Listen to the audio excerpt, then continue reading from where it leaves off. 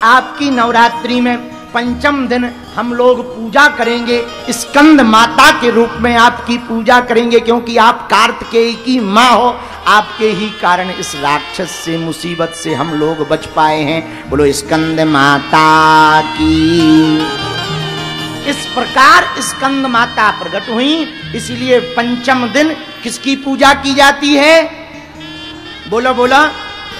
जिन्हें संतान की दिक्कत हो, संतान होने में अवरोध बन रहा हो, यदि वो पंचम दिन स्कंद माता की पूजा करें, स्कंद माता का ध्यान करें, उनको केले का प्रसाद चढ़ावें, स्कंद माता प्रसन्न होकर के बांझ को ललना दे देती हैं। बोलो हारे हारे। तो भैया आज देखो, खेती किसानी कौन कौन जानता है? जरा हाथ उठाओ। हाँ, जानते ही होगे, हाथ नीचे कर लो। खेती किसानी में जब बीज डालते हैं तो बीज जब पौधा बनने लगता तो हम लोग बड़ा करने के लिए क्या करते हैं? खाद डालते हैं। खाद जानते हो? हाँ या ना? जैसे खेती में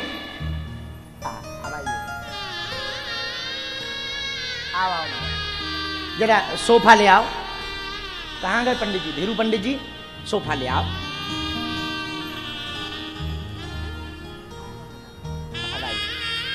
आज कुछ सड़वा गुफा वाले महाराज जी का भी आगमन हुआ है। हमारे यहाँ छतरपुर जिले में ही भीमकुंड के पहले एक और जगह है, सड़वा गुफा, पहाड़ में है, प्राकृतिक गुफा है। वहाँ अंदर में माँ पीताम्बरा विराजमान है। वहाँ के पूज्य महाराज जी का भी आगमन हुआ है। हम लोग सब लोग उनका भी सीताराम कह करके स्वागत करते हैं। बोलो सीताराम, जोर से बोलो। आहा। तो भैया जैसे खेत में बीज डालते हैं और बीज के पौधे को बड़ा करने के लिए हम खाद का प्रयोग करते हैं, और खाद के डलते ही जैसे खेत खलिहान हरे भरे हो जाते हैं, वैसे ही माँ का आशीर्वाद जीवन में मिलने से जीवन भी हरा भरा हो जाता है। एक बात और सुनो, चश्मा का लेंस यदि हरा कर दो तो संसार भी हरा दिखाई देता है। इसका मतलब ये नहीं कि संसार हरा है, संसार तो जैसा है वैसे ही है, लेकिन लेंस जैसा लगा लो संसार भी वैसे ही दिखाई देता है। यदि चश्मा का लेंस को हरा पहन लो, चश्मा का लेंस हरा लगा दो तो संसार हरा दिखाई देता है। उसी प्रकार श्री हरि भक्ति की चित्त में दृष्टि अपने रख लो तो संसार श्री हरि मय दिखाई देता है, भगवान मय दिखाई देता है। आहा। तो आज के दर्शन माँ स्कंद माता के हैं। बोलो सीताराम।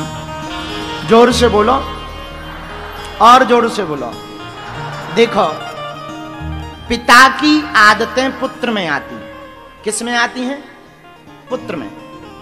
पिता की आदतें जैसे पुत्र में आती, पिता की आवाज जैसे पुत्र में आती, वैसे ही गुरु की आदतें शिष्य में आती हैं, और गुरु की आवाज शिष्य में आती है। इसीलिए एक बात आपको ध्यान रखना, हमारे संत महापुरुष कहते, पानी पीजिए छान कर और गुरु ढूंढिए जानकर। है भाई, पानी को छान कर पियो, कचरा चला जाएगा, तुम्हारी किडनी खराब हो जाएगी। उसी प्रकार गुरु जी भी थोड़ा देख दाख के लेना चाहिए। जो भजनानंदी हो, भगवान के भजनानंदी हो, ऐसे गुरु के चरण पकड़ना चाहिए। बोले क्यों? बोले भैया सुनो, गुरु बिन होए न ज्ञान, भेद बिन होए न चोरी। गुरु के बिना ज्ञान असंभव है। गुरु ज्ञान देता है। कैसा ज्ञान? जो संसार का रहता, जगत का रहता। भैया जो माया में लिप्त होता उसके पीछे जगत भागता, जो माधव में लिप्त होता उसके पीछे जगदीश भागते। और गुरु यही ज्ञान देते हैं। भैया संसार में सब आना जाना है, हकीकत तो परमात्मा का भजन ही है। संसार का मतलब जो सरक रहा, रोज खिसक रहा, यही तो संसार है। आज हमारा कल तुम्हारा, परसों किसी और का। भैया यदि तुम्हें संपत्ति प्रिय होगी, यदि तुम्हारे पास संपत्ति आएगी तो जगत तुम्हारे पास आएगा, लेकिन यदि तुम्हारे ऊपर विपत्ति आएगी तो जगदीश तुम्हारे साथ आएगा। इसलिए किसके चरण पकड़ो? बोलो बोलो बोलो, जोर से बोलो। जगदीश के चरण पकड़ो, भगवान के चरण पकड़ो, भगवान के चरण। लेकिन भगवान कैसे कृपा करेंगे? गुरु की कृपा से। गुरु बिन होए ना ज्ञान। अच्छा, गुरु की कृपा से भगवान क्यों कृपा करते हैं? कुम्हार, तुमने कुम्हार देखा सुना होगा, कुम्हार मटका बनाता है, वो एक लकड़ी का थपेड़ा लिए रहता, वो लकड़ी के थपेड़े से मटकों को ठोक करके देखता। कोई कहता भैया ये ठोक क्यों रहा है? बोले वो कहता चेक कर रहे हैं कच्चा तो नहीं। क्यों? कच्चा रह जाएगा तो बिकेगा नहीं। उसी प्रकार गुरु होता है, अपने चेलों को डांटता रहता है। तो किसी ने कहा कि चेलों को गुरु डांटता क्यों है? बोले वो चेक कर रहे हैं कच्चा तो नहीं है, कच्चा तो नहीं है। कच्चा रहेगा तो बिकेगा नहीं, दुनिया में स्वीकारोक्ति नहीं होगी। पक्का हो जाएगा तो पूरी दुनिया उसको स्वीकार करेगी। बुरा ना मानना मेरे पागलो, गुरु की डांट, गुरु की माता पिता की डांट और गुरु की लात जिसने खा ली उसका बेड़ा पार हो गया। लेकिन इसका मतलब ये नहीं है कि तुम लात ही पकड़ के रह जाओ। तुम तो कहो नहीं नहीं गुरुजी मारो मारो, नहीं नहीं नहीं, शिक्षा वाली बात कही है हमने कि तुम्हें। कई लोग ऐसे होते हैं, कल उन्होंने महाराज जी ने कह दिया, परम पूज्य श्री संजय सलल जी महाराज जी ने, कि चरण रज। आज हम देख रहे थे सबको उठा रहे हो, वो तो एक आफत हो जाए भैया, इसलिए मामला में नहीं फंसना है कि तुम जबरदस्ती पांव पकड़ के रह जाओ कि लो गुरुजी लात मारो, आफत हो जाएगी। ना ना ना, लात का मतलब है शिक्षा, शिक्षा देना, डांट देना, कोई ऐसा काम करो। और उल्टा काम करना भी नहीं कि तुम लात खाने के ही काम करो, वरना लतखोर कहलाओगे। धाम से मात्र 60 किलोमीटर की दूरी पर है, जिसका नाम है भीम कुंड। आज भी कहीं भी समुद्र में सुनामी आती है तो सबसे पहले हमारे भीम कुंड का जलस्तर बढ़ता है, आज भी। और वहां के श्री महंत जी पूज्य भीम कुंड वाले महाराज जी का आगमन हुआ है। जोरदार ताली बजा करके पूज्य महाराज जी का स्वागत करो। सभी आचार्य आए हैं। वहां एक गुरुकुलम विद्यालय चल रहा है, बहुत पुराना। श्री स्वामी जी महाराज थे भीमकुंड वाले, शायद आपके दादा गुरु जी होंगे, महाराज जी के दादा गुरु। भीमकुंड वाले श्री स्वामी जी महाराज। आओ आओ, आहा वाह, बड़े भाग बड़े भाग, पधारो। एक और सोफा डालो।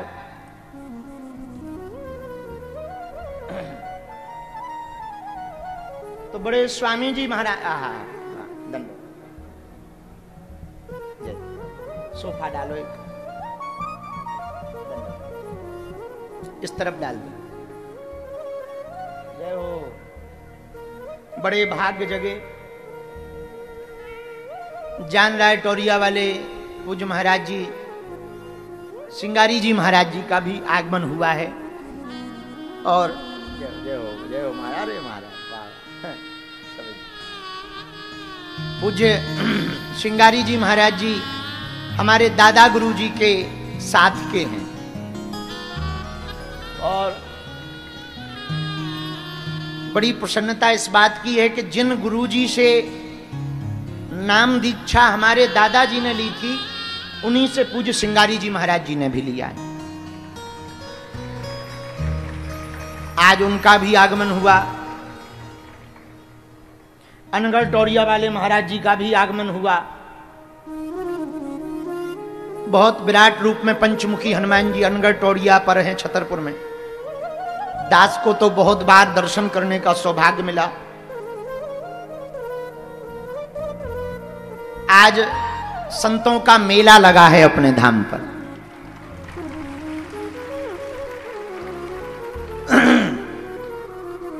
तो हम क्या बता रहे थे, क्या बता रहे थे? तुम लोग ठीक से सुनते नहीं हो। हाँ, तो पूज्य भीमकुंड में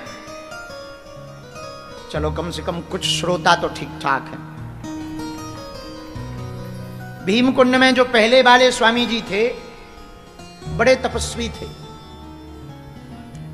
बहुत तपस्वी मूर्ति थी और बहुत विद्वान थे। इतने विद्वान थे कि पूछो मत। और उन्होंने वहां खूब तप किया अपनी गुरु आज्ञा से। उनके तप के प्रभाव से भीमकुंड की महिमा पूरे भारत में गई और भारत से अब पूरी दुनिया में भीमकुंड की महिमा पहुंची। हमको बताते हुए एक और प्रसन्नता है, जो सफेद वाली कुर्सी पर पूज्य महाराज जी बैठे हैं, पूज्य श्री श्रृंगारी जी महाराज जी, आपने हमारे छतरपुर जिले पर बड़ी कृपा की और अपने स्थान छतरपुर में जान रायटोरिया में 51 फीट के हनुमान जी का विशाल विग्रह बनवाया। जहां आजान बाहु सरकार विराजमान है, वहीं पर हनुमान जी का विराट रूप है। आगामी समय में प्राण प्रतिष्ठा उत्सव समारोह भी है। बहुत बड़ी कृपा है आपकी। आप सब संतों के कारण, देखो बुरा ना मानना, कोई लोहार लोहा को पकड़ लेता है तो उसका औजार बना देता है, हसिया, खुरपी, कुल्हाड़ी। लोहा लोहार को मिल जाए तो वो धारदार हथियार बना देता है। लकड़ी विश्वकर्मा को मिल जाए तो वो कुर्सी टेबल बना देता है। पत्थर मूर्तिकार को मिल जाए तो वो पत्थर को परमात्मा बना देता है। लेकिन हमारे जैसी जीवात्मा किसी महात्मा को मिल जाए तो वो अपने जैसा महान आत्मा बना देता है। पारस में और साधु में एक ही अंतर है। तुमने पारस का नाम सुना? पारस एक पत्थर होता है, लोहे को छुपा दो सो भैया उसको वो सोना बना देता है। क्या बना देता है? लेकिन पारस की एक कला है, वो लोहे को तो सोना बना सकता, पर किसी भी धातु को वो पारस नहीं बना सकता। सोना तो बना सकता है पर अपने जैसा नहीं बना सकता। पर महात्मा में यही गुण होता है, महात्मा जिसको स्पर्श कर लेता है उसे अपने जैसा बना देता है। तो महात्मा की कृपा जिन पर हो जाए, परमात्मा की कृपा उस पर जल्दी हो जाती। बोलो सीताराम। जोर से बोलो और जोर से बोलो, हर हर। तो आज हमें बहुत प्रसन्नता हो रही है, भगवती की बड़ी कृपा है, बड़ी दया है। आज पंचम दिन पर हम सब नवरात्रि के पावन पर्व पर पुनः विराजमान भय। आज की चर्चा को प्रारंभ करते हैं। प्रथमं शैलपुत्री च द्वितीयं ब्रह्मचारिणी तृतीयं चंद्रघंटेति कुसुमांडेति चतुर्थकम् पंचम स्कंदमातेति।